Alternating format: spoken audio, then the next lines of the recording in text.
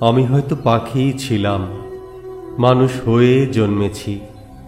বুকের মধ্যে এক আকাশ চেপে মানুষ হয়ে চলছি। মানুষের মতো মুখ আছে, হাত আছে, পা আছে, চোখ আছে, কিন্তু কখনো মানুষ হতে পারিনি। বুকের মধ্যে গহন এক আকাশ নিয়ে কেবলই পাখির মতো ভাসছি।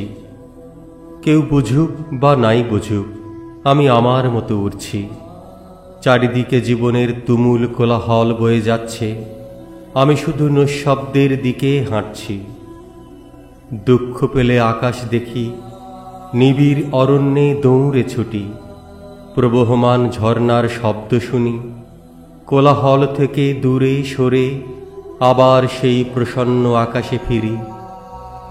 আমি রক্তে মাংসের মানুষ, কিন্তু কখনো চিরাচরিত মানুষ হতে পারিনি। আজন্ম এক পাখি রয়ে গেছি।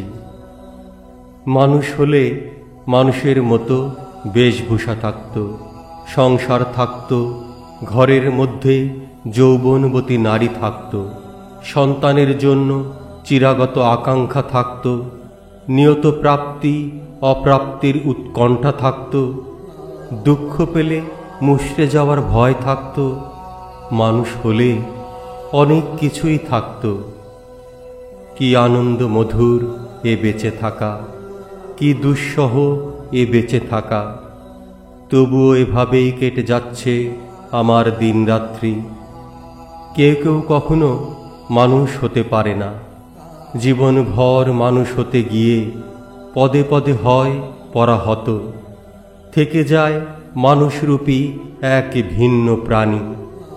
অনেক মানুষের মাঝে থেকেও তারা ক্রমান্বয়ে হয়ে যায় আলাদা।